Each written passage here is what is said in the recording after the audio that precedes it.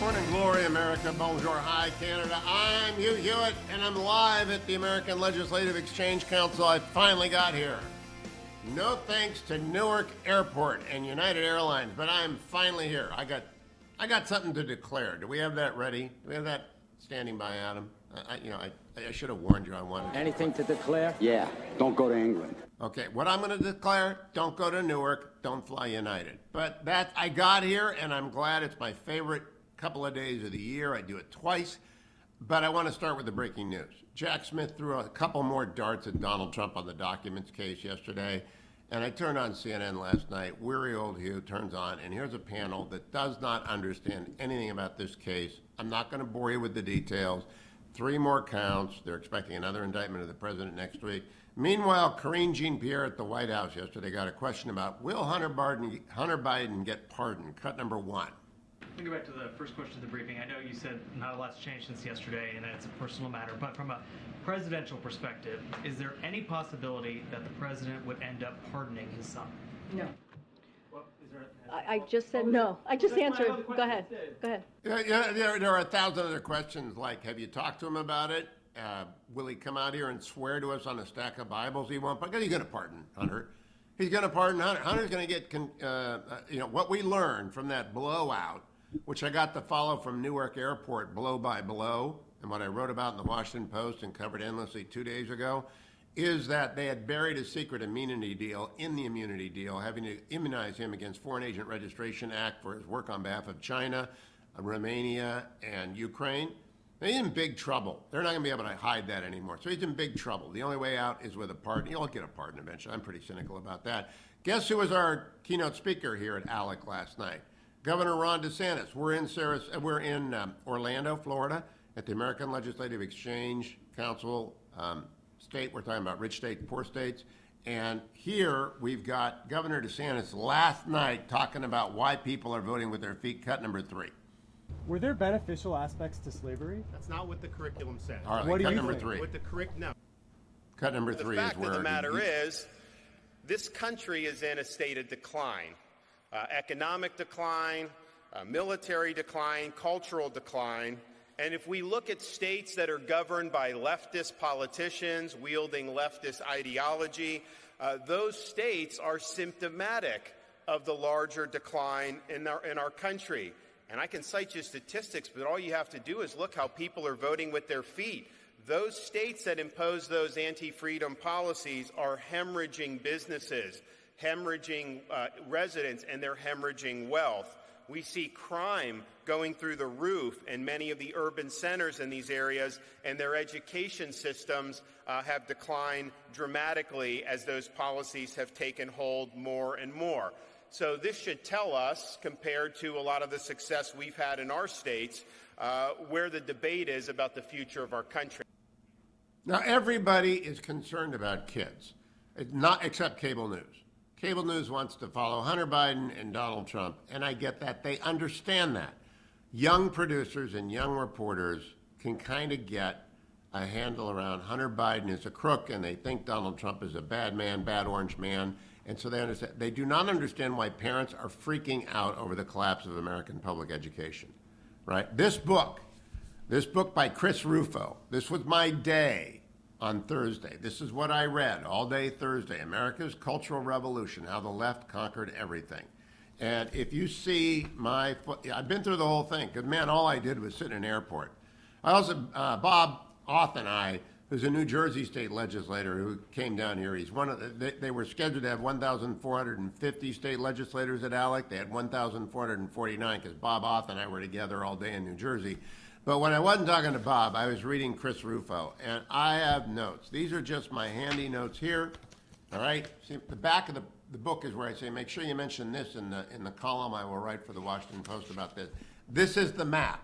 What has happened to education since 1967? The radicals took it over. And the radicals first went to the street and they lost, then they got tenured at the university, then they moved into the federal government and started their DEI programs, then they took over the public school bureaucracies. And there are 1 million new administrators in the public schools of America, and they're all pushing DEI. Where does DEI come from? It comes from CRT. Where does CRT come from? Hubert Marcuse. who trained Angela Davis, who in turn trained Derek Bell. Look, all these people, they created a complete morass of ideology, and they're imposing it on your kids, which is why education is failing, and while school charters matter so much, why school choice matters so much, why education savings accounts matter so much. It's why I'm here. It's why I come to ALEC. It's your children's future. That's why I'm here. And if you want to know how did it happen, Rufo did the work, all right? It's hard work. They dress it up in jargon. They never tell you what the agenda is. It's a full employment program for mediocrity and below mediocrity. It is DEI on steroids, but first they took academia, then they took the law school specifically, then they took public education, then they took the federal government, now they're taking the state governments, and what these state legislators are doing here, they're learning how to fight. It's all unconstitutional. Thank God for Donald Trump and his 3 Supreme Court. Thank God for Mitch McConnell and Donald Trump. That's the most important thing you need to do. Mitch McConnell held open the vacancy from Scalia so that Donald Trump could come in and immediately name Justice Gorsuch, who was followed by Justice Kavanaugh, who was followed by Justice Barrett. There are 6 justices who know what the Constitution means. They are originalists. They are not DEI fans. It is all unconstitutional. And where it came from, the long march through the institution, is detailed in America's Cultural Revolution. And this is going to sit behind me in my northern studio, and I'm going to do a lot of show with Chris Russo next week. We're gonna lay it out for you, so don't miss that. But in the meantime, before we do that, I'm going to talk with Danny Perez. I got some sponsorships to talk about in the next segment, but I got some earnings data to talk about. But what I want you to really understand is your kids are at stake. I got 5 grandkids.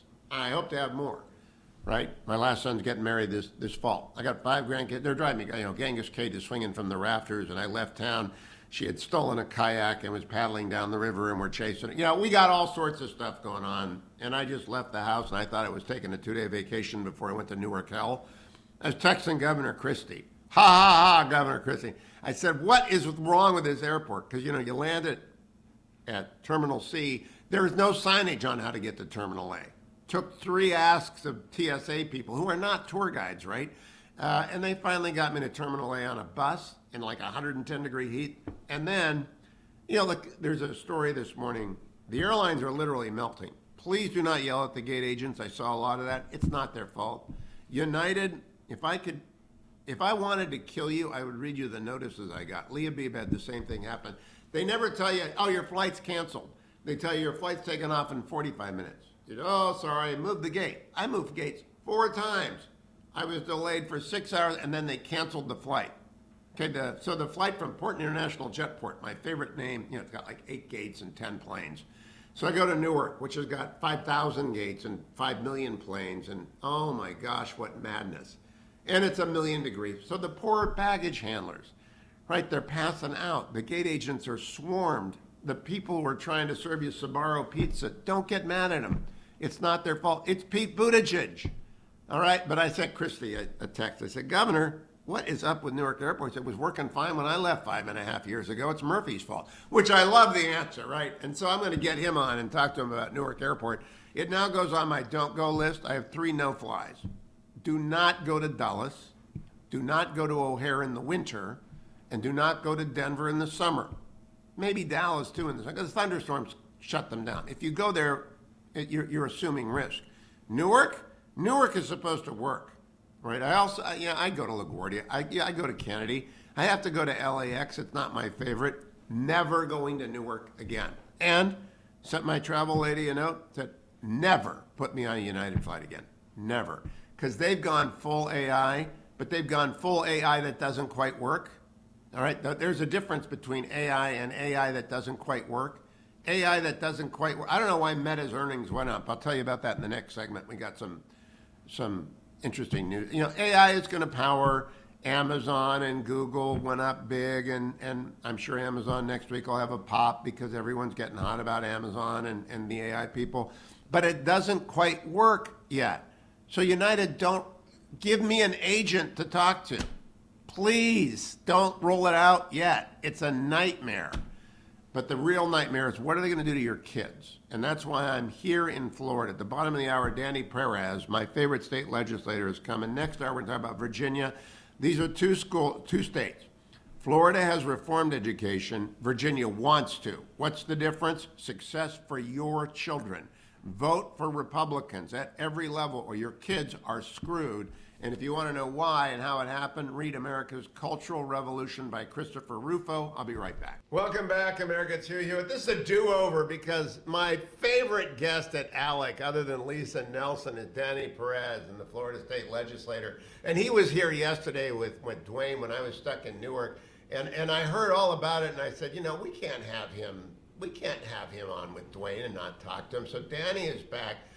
Danny, welcome. I'm sorry you had to put up with Dwayne yesterday. I'm sure it was awful. It's like having to, do a marathon in 110 degrees, but you're back, and so thank you for coming back. Thanks for having me. I'm going to be honest. We held our own yesterday. We missed you, and your listeners missed you.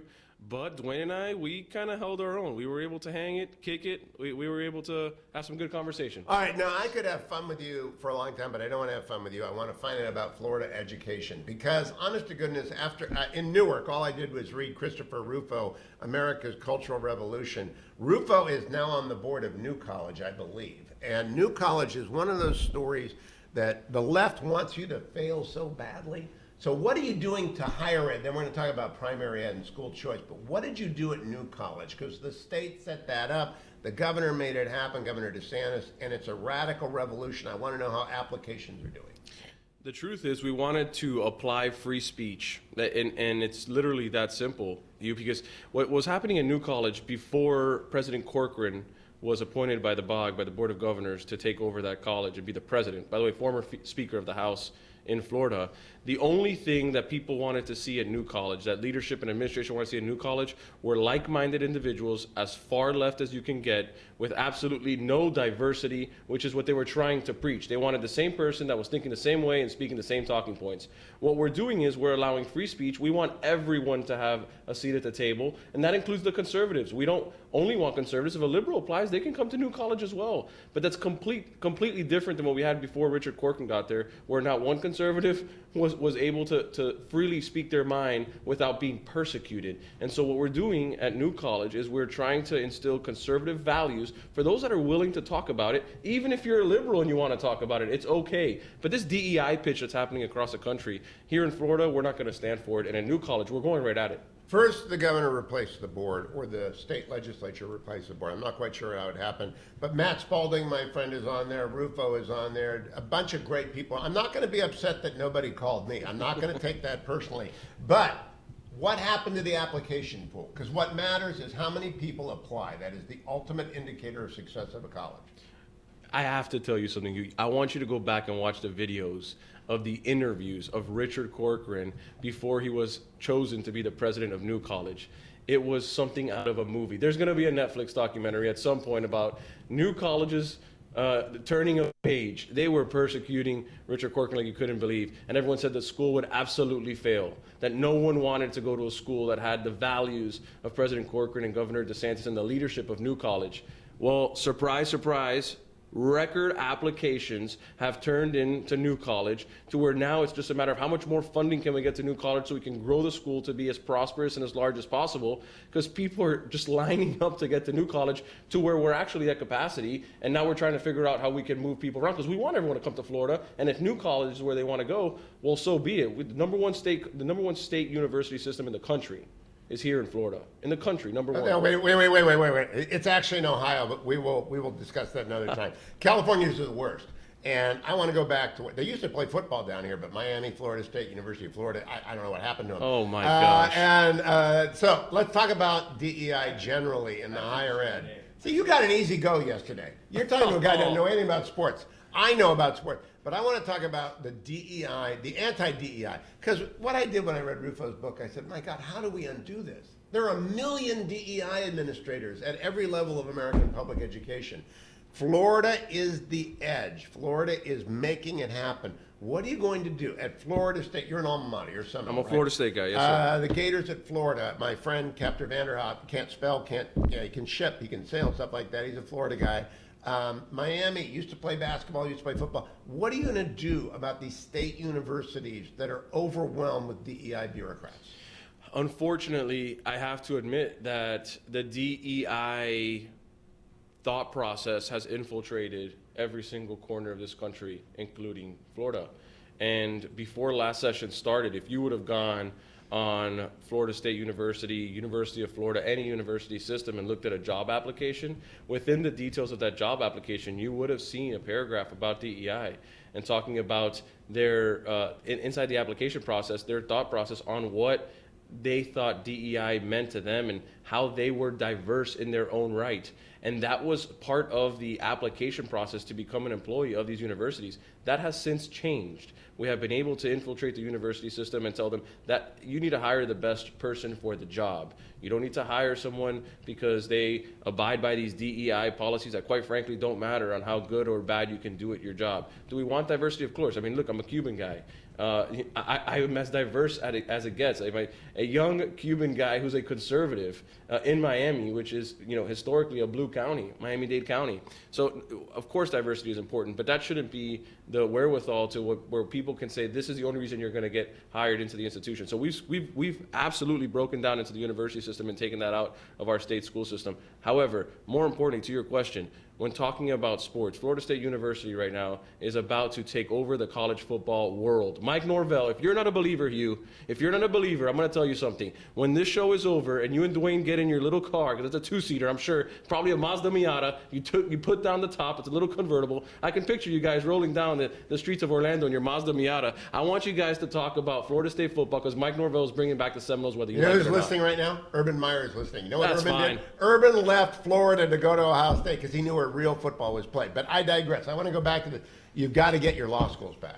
Law schools are where we turn out radicals, right? And they only hire radicals. So you got to get a grip. The way that you took over New College is like and by you, I mean the Florida State government, the governor, backed by the legislature. I think you've legislated on DEI, haven't you? Have you demanded that the university stop? It's all unconstitutional as heck. It's completely unconstitutional. Have you demanded that they stop? We have. We've demanded it, and it's, as far as I'm concerned, Hugh, I haven't seen it since our last session, which is when we were able to infiltrate the system and demand that we take that out of our university system. The law school process is very interesting because although it is part of the university system, it is the law school at Florida State, for example, it is part of the Florida State University. But when we're looking at the details of DEI and where it's infiltrated most, we're looking at just regular undergraduate body.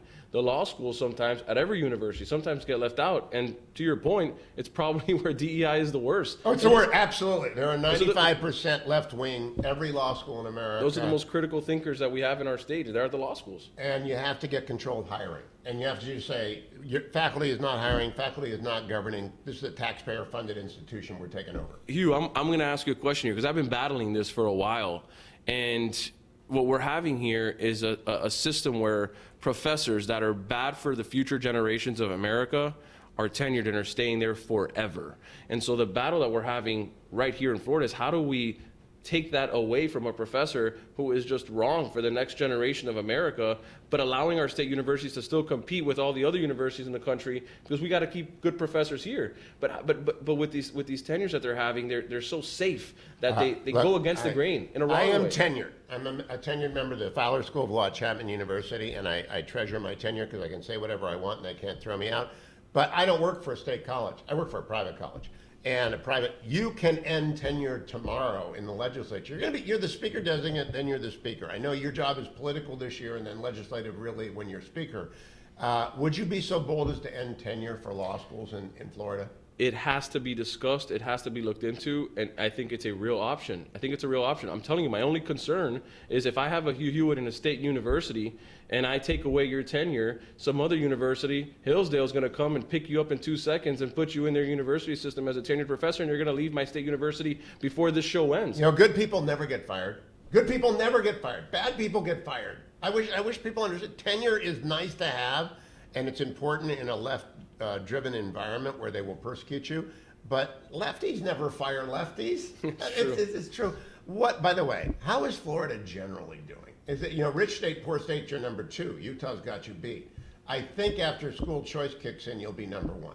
I hope so, but I don't know what I can do with Stuart Adams in front of me and Brad Wilson. I mean, they're just kicking butt over there in Utah. Yesterday I was talking. I said, if I leave Florida, which by the way I'm not, I got 2 little ones under 5 and another one on the way. They're not going anywhere. But if I leave, I'm going to Utah. I mean, that's such an impressive state. It really is. You should look at Ohio.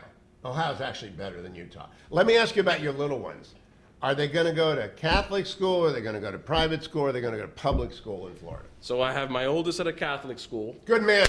All right, and that's the way to important. go. My youngest one is at a Spanish school, started by actually a Mexican woman in Miami. Is it a charter? It is not. It's a private school, and it's all in Spanish. It's very important to me. As you know, my parents came from Cuba in 1969. In my house, we only speak Spanish. I tell my children now that they're learning English because they're going to school, I said, in school you can speak English, but when you come home, you're talking to your parents in Spanish. So we've tried to instill that in them from an early Danny, age. you know, the people that Christopher Rufo write about, they think Castro's a hero.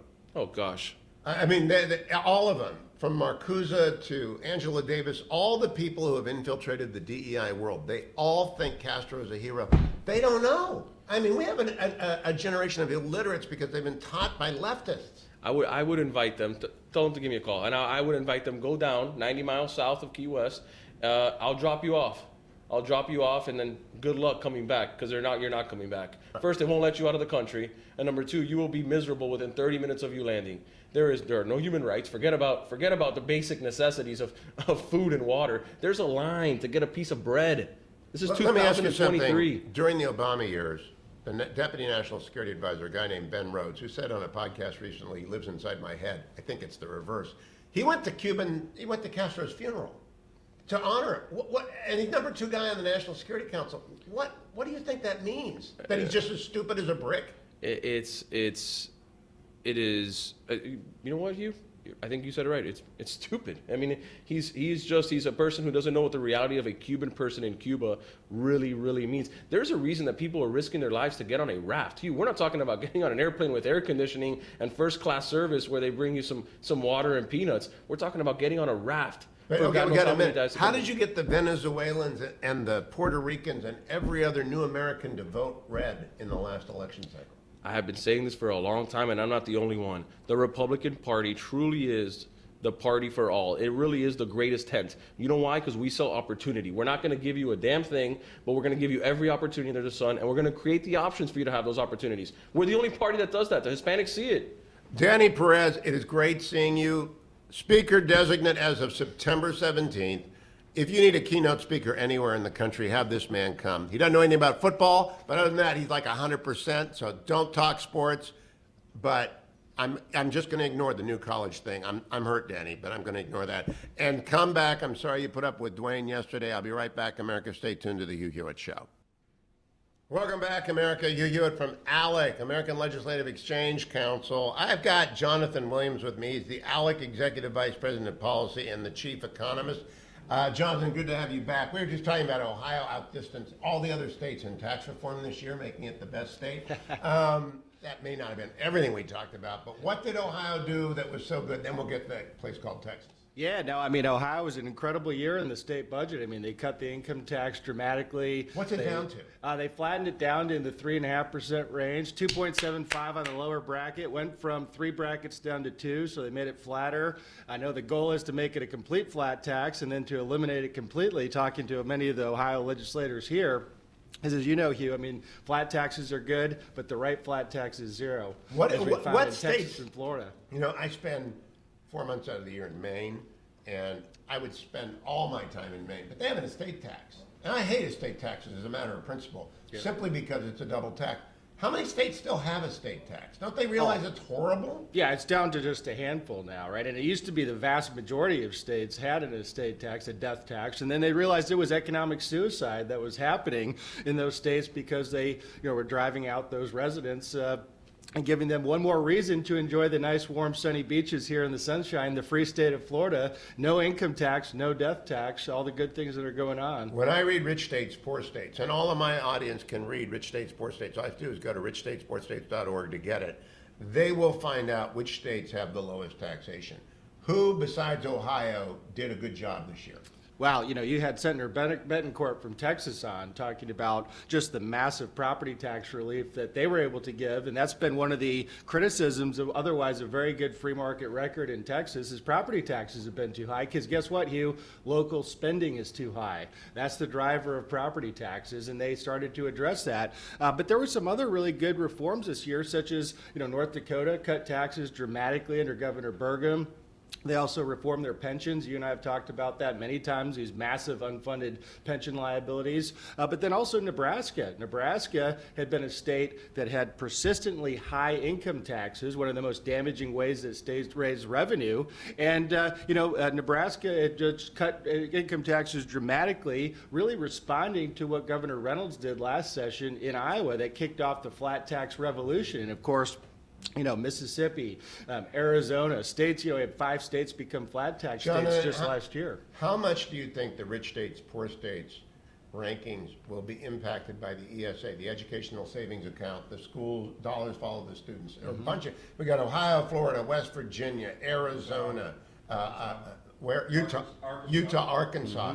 How much do you think they'll move up because of that? Oh, I think it's going to be a huge driver. I think, not enough people are talking about that and making that exact point, because it's not just taxes, it's ways that people make their lives better off. And those that don't trust, failing public schools in many cases to educate their kids and impart the values that they'd like to have their kids to have growing up, they are now going to be migrating to those states that actually take it seriously at education freedom and empowering parents and children. Jonathan Williams, what's going to happen to the states that, like poor California, where Generalissimo lives and I used to live, they're going to collapse. And the governor I'm friendly with the governor. I like Gavin. He's got a left-wing legislature that makes him look like a moderate.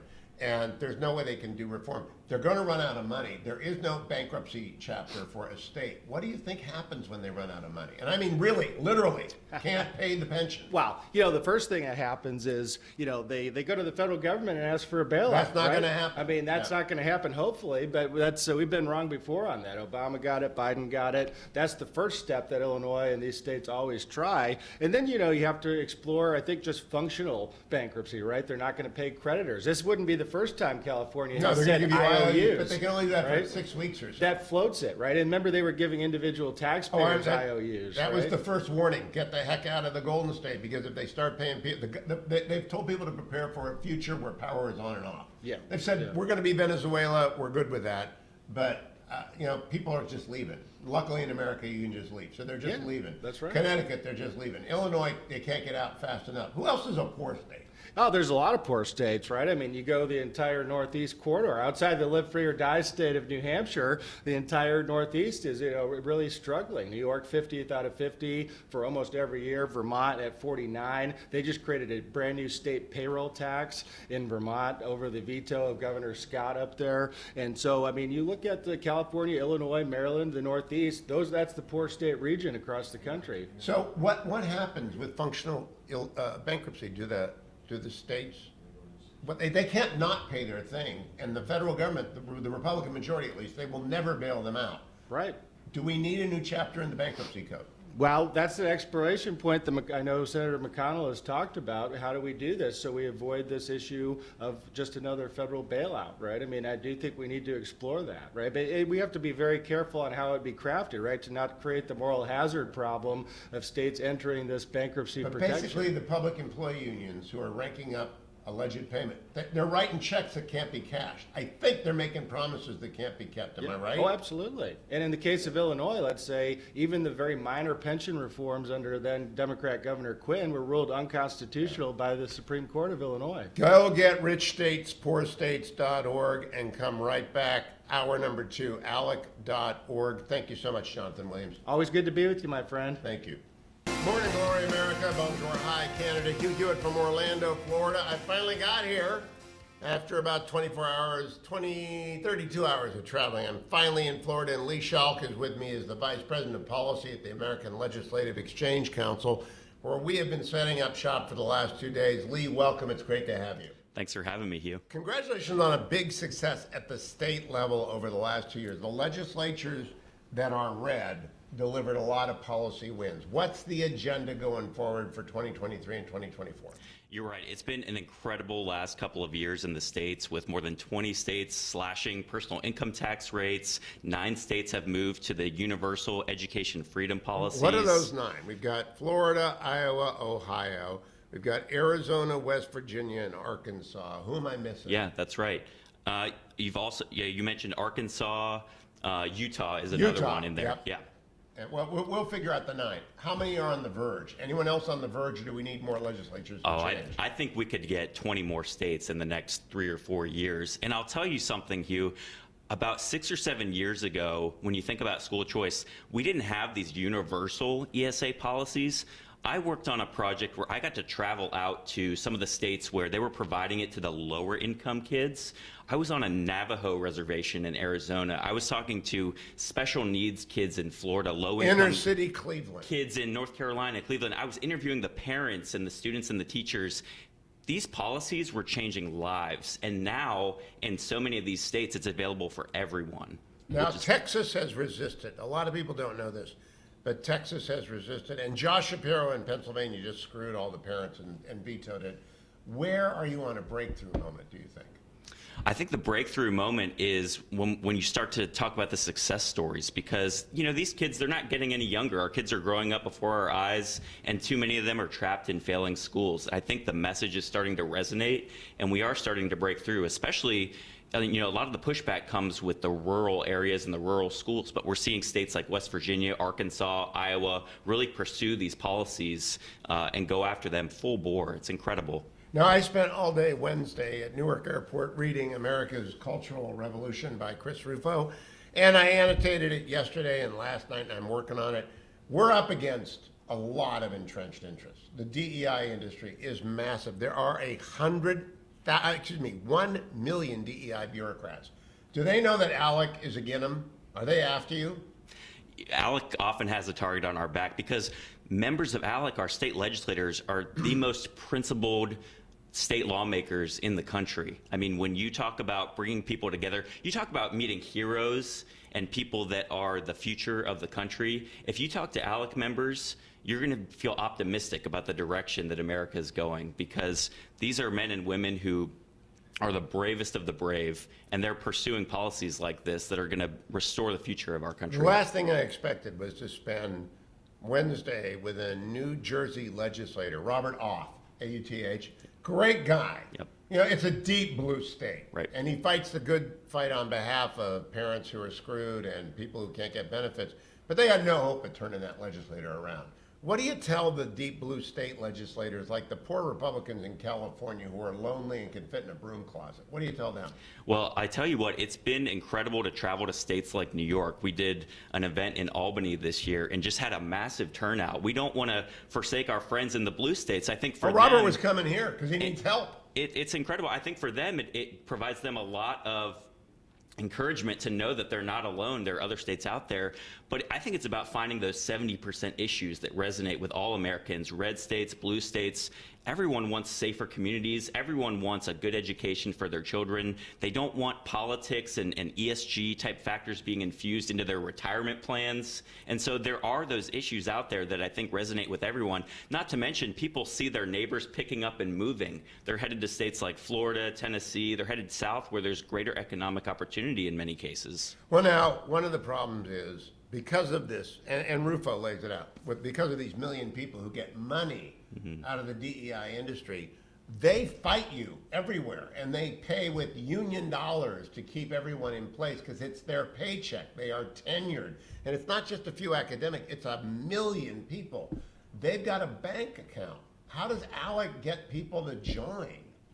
Well, we've got to pound the pavement, and we've been out in almost all 50 states over the last 24 months. I think this year alone we've been to 35, 40 states, and so we're really pounding the pavement and spreading our message across the 50 states. In addition to taxes in schools, what else are you working on? I know that pension reform should be coming, but it isn't going to come until states go bankrupt. What are you working on that's doable? 70% issue. Yeah, I think another big one for us has been healthcare price transparency, hospital price transparency. And transparency is always a great fallback, right? Whether it's on property taxes, let's try to understand what's going into this formula. Let's add more transparency. School curriculum, that's another thing. If we can't, achieve school choice, let's at least make sure we're posting the curriculum on the website for parents to understand what's being taught. Price transparency, though, like I mentioned in healthcare, we've seen a couple of states get it done on a bipartisan basis. Now Lee, when you get to a certain level, you will have a tipping factor in the state, and you'll have Democrats switch.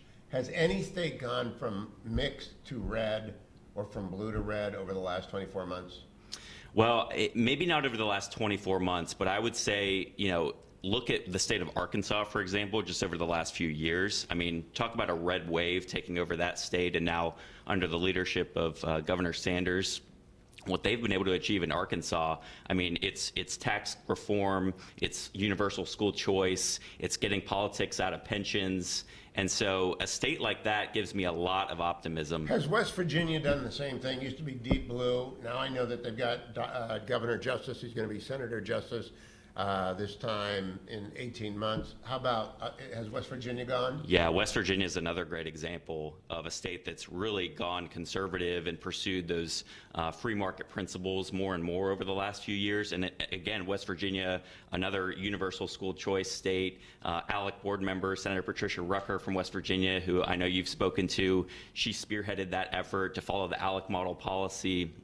And they've made progress on cutting taxes as well. So West Virginia is a great example. Now I've got a Virginia, Lee Webert coming in. Not Lee, it's Mike Webert is a delegate. Right. When you have a state that has got a red Senate, a red assembly, a blue Senate, and a very good governor in Glenn Youngkin, what happens there? Do they just stand still, or do they make progress? Yeah, I mean, Virginia right now is gridlocked. And we're just on the cusp. I mean, I'm a Virginia resident, and so there's so many good policies that are on the horizon, but because of the political dynamics right now, we're kind of at a standstill. Jason Sain is coming up from North Carolina. They have super majorities in North Carolina, meaning that they've got enough to override their left-wing blue governor, I think it's Roy Cooper. Roy Cooper, that's right. What are they doing with their majority? Do they have a rudder?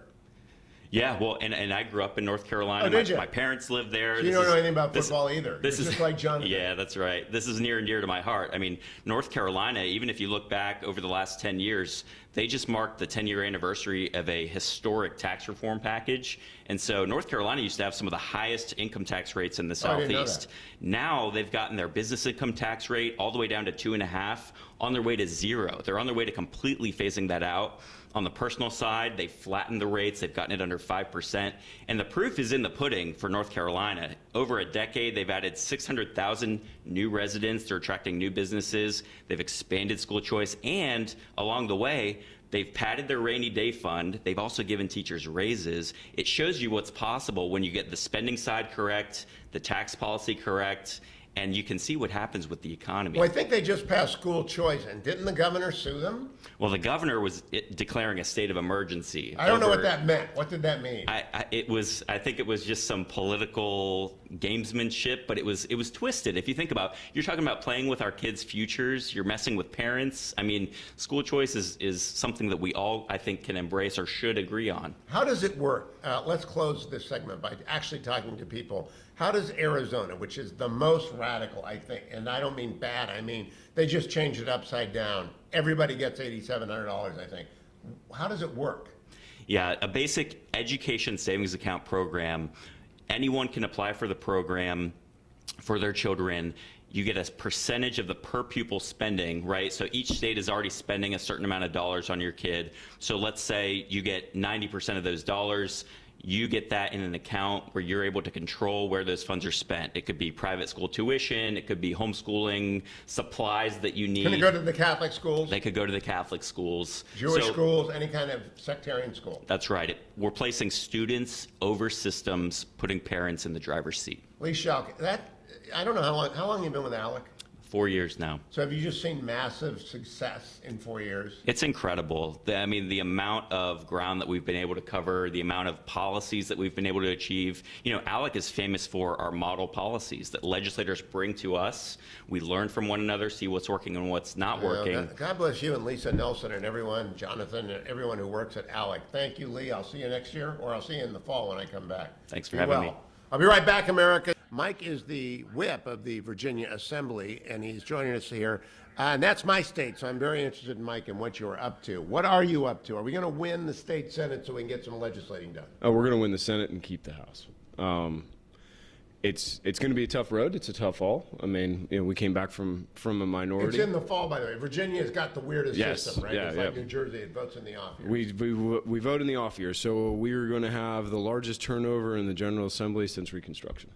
Oh, my goodness. So we had, with redistricting, we lost a number of members that got drawn in together, some retired kind of thing, and then we also had a couple of primaries. On the Democrat side, it was the same thing. They had major attrition, and then they also had major attrition because they had some of their far-left folks that decided to run, and they took out some very good people. Let's run through the numbers. How many assemblymen are there, and how many Republicans are there among those? There are 100 members in the House and 40 members of the Senate. And how many are Republicans of the 100? Of the 100, we have 52. Ooh, very slim margin. Yeah. Is it a solid caucus? Do they stick together? We did. We stuck together, and we stuck with the governor. And how many in the Senate? 40. There's 40, and there are 18 Republicans. And so you need to pick up 3 Senate. And I know Glenn Youngkin is working. He's on this show a lot. He comes on this show and we talk Virginia politics because the whole country likes Glenn Youngkin, and he's working his butt off in Virginia. Do we win the Senate and keep the House? Well, I don't know if you saw the recent polls. Virginia likes Glenn, too. Yes, he's a good governor. I mean, the guy is smart and he's a good governor.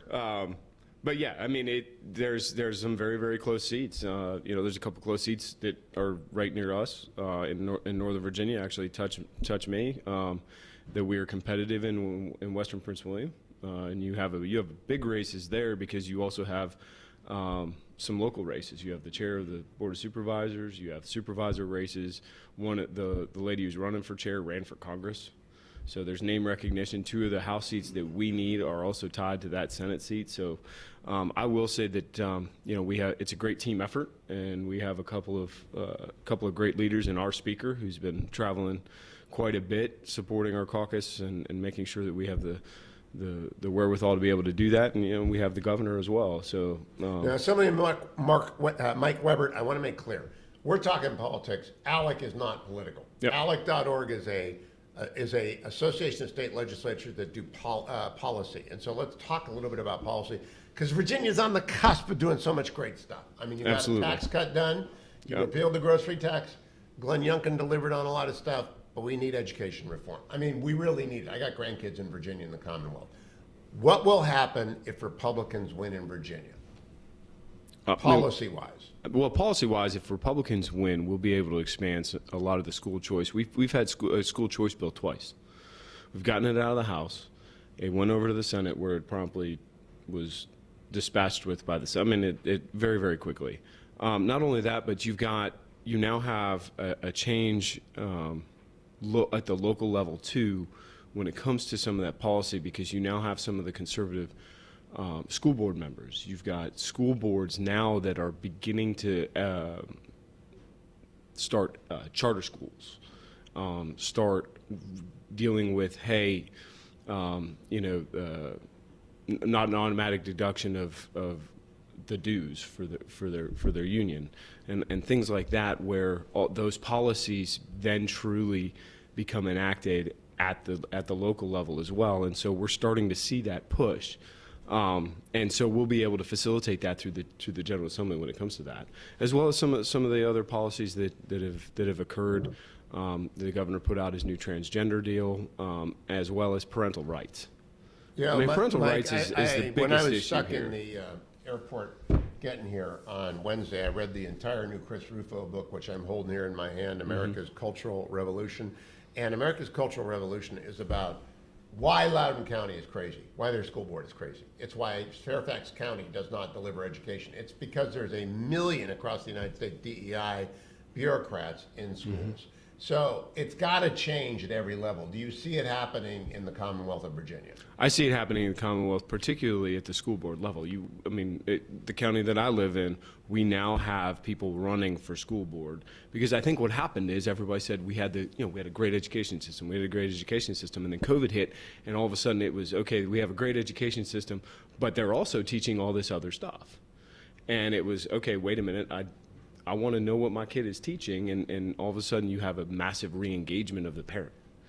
And now you're talking about a parent who's paying attention, and all of a sudden everybody is looking at this and saying, how do I do something? And now they're running for school board. How many of your colleagues are moms and dads first? Everyone is a mom and dad who's doing their job is a mom and dad first, and then they're doing their job, and then they work in the legislature, because Virginia's legislature is not full-time. So what do they talk about to each other about these crazy school districts? Oh, it's usually how crazy they are, but it's also, the biggest thing is it's my job as a parent to protect the innocence of my child for as long as I can, and then expose them to the world when it is cautiously dangerous, right? And so parents are going, you're exposing my kids to things that I don't think they're ready for. My child develops at a much different rate. He's incredibly smart, but he's also he's got some emotional challenges. He doesn't need to be exposed to certain things at 11, when I feel like maybe he should be exposed to those things at 14, 15, 16, right? It's just like, so parents are now looking at the education system going, you're putting my kid in a box, teaching him all these things, when kids learn differently. And so if they're going to learn differently, we need to teach differently. And the education system as it's set up today doesn't allow that to happen. Now, Virginia is blessed with a couple of amazing economic drivers. First of all, the military. Now, I don't know if they're in Fauquier County where you are, but they are. It's where my daughter lives with 4 of my grandkids. And they are. They're a Navy family. They're there, and they're big. Then we got Amazon up north, and we got the whole Amazon effect going on. The state is doing great, but it needs to lower its taxes because it's not Tennessee and it's not Florida. You did have a tax cut this year, didn't you? Well, no, because we are still in the fight over the budget. The governor actually announced that we had an extra $1 billion in revenue, and the Democrats refused to allow that money to go to the taxpayer into businesses. And so, for the first time in the career that I've had, at the General Assembly, we currently have not made modifications to our budget. We still have, since we have a bi-yearly budget, we have a budget, but we have all kinds of. I think it's almost $5 billion now that we can deal with, and that also means more money for schools. That means more money for infrastructure. Those things are not going to get done because the Democrats refuse to give a tax cut to make the cost of doing business in the Commonwealth less. I don't know if you saw a recent poll. There was, I think it was CNBC.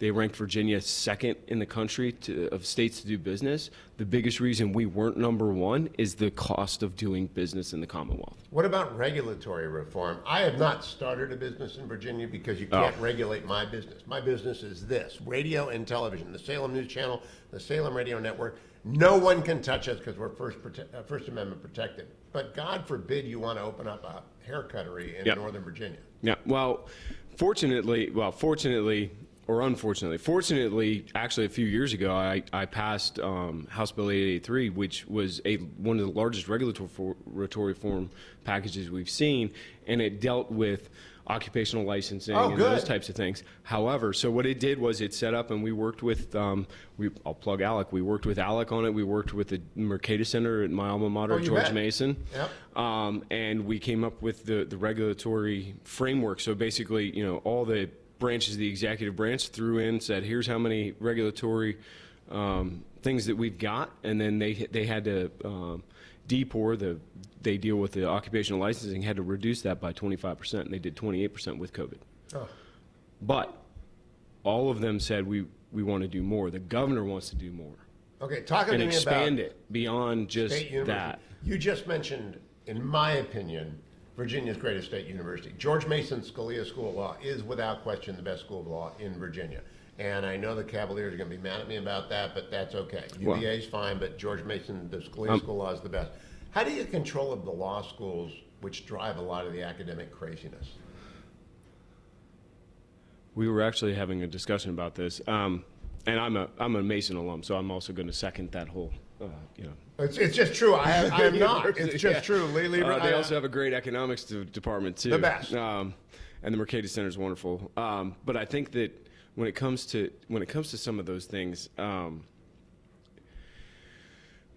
there is a lot of unnecessary spending, like some of the things that. That stuff, but VCU is a perfect example. Okay, so they've gotten into some financial trouble and they're going to have to cut some jobs. Which one is it? VCU, Virginia Commonwealth University. I in don't Richmond. know VCU. Where is it? It's in Richmond. Okay. The great medical, phenomenal, and the Wilder School of Government and Business is there. But they started cutting some jobs, and we started looking at some of the professors and things that they're cutting. It's like, what do they actually do? Yeah. So the bureaucracy at every American education institution has gone enormous. It's gotten huge. And I think a lot of that, too, has to do with growth of the government regulatory structure on this stuff, because all of a sudden they have to, when the Democrats were in charge of the Commonwealth of Virginia, they said you have to have these cultural issues taking things that you have to have, and you have to monitor it and all that. And that just takes manpower. I know you're a farmer and not a lawyer, but it's all unconstitutional. Mandating people hire and teach on the basis of race and ethnicity is unconstitutional. How can people ignore the Constitution of the United States? Well, the Supreme Court, I think, cleared up some of that. They did, but I don't know that Mayaris is going to have to get we have a great Attorney General in Yes, Virginia, we do. Jason Mayaris. We have a great Lieutenant Governor in Winsome. In fact, Virginia is becoming the best-led, best-governed state. Do you think we're right about that? I think it is the best-led, best-governed state. I would agree. Now, we just need to take the Senate. Now, you got some progressive Democrats came in. We got 1 minute left. They're crazy. They nominated some crazy people. Do they lose? Yes. People care about more what's going on their kitchen table and their kids than they do furthering some of the woke agenda. Who's the executive director of the Republican Central Committee in Virginia? Who's running the party? Rich Anderson is running our party. He's a former delegate. You know what he's doing? Wonderful guy. Yeah, we're a big team right now. It is. You're making my heart sing, Mike Webert. It's great to make your acquaintance. Keep coming back. Have a good day at ALEC, and thank you for the time. What is the George Mason mascot? The Patriot. Go Patriots! That's pretty easy to remember and say. Go Patriots. Good to see you. I'll be right back, America, from ALEC. Don't go anywhere. I'm Hugh Hewitt. Oh, I'm talking with Senator T.J. Shope. I didn't hear the music in my ear. I don't know why. But Senator Shope is from Arizona, the desert state. Moreover, they don't have football down there. They're in the Pac-12, which has fallen apart because the Big Ten went and got USC and UCLA. So are you a graduate of either of those fine institutions? I am a graduate of Arizona State. You should be knocking on the door of the Big Ten and trying to get in. I have been tweeting over the last few days to Dr. Crow and anyone else who will listen that it's time for us to leave the Pac-12. Well, Senator Shope, what is going on at Arizona State? You're driving, there's some pogroms going on. They're driving out the conservatives. They're firing people. They need this book, America's Cultural Revolution, because the left is fighting back in Arizona, and it's run by Republicans, except for your crazy governor. Yeah, that's true, but we've had a couple of legislative hearings on what's going on at Arizona State right now, and it's bizarre to me because it is a home of freedom schools that we have both at the University of Arizona and Arizona State. So the censorship, the kind of pressure cooker that exists for anybody who espouses anything other than a left-wing vibe is proving to be a bit much, and it's time to get to the bottom of that. The greatest law student I have ever had runs the Goldwater Litigation Institute. Sandiford drives me crazy. He's the worst person ever to have in a law school class. You're wrong, professor. He's sitting in the back. And he was always right, of course. That's what made me crazy. But you got great lawyers. All this stuff is unconstitutional, what they're doing. It's viewpoint discrimination. It's race discrimination. How's it happening? I think it speaks to how prevalent and deep the problem is of kind of left-wing indoctrination in universities and academia.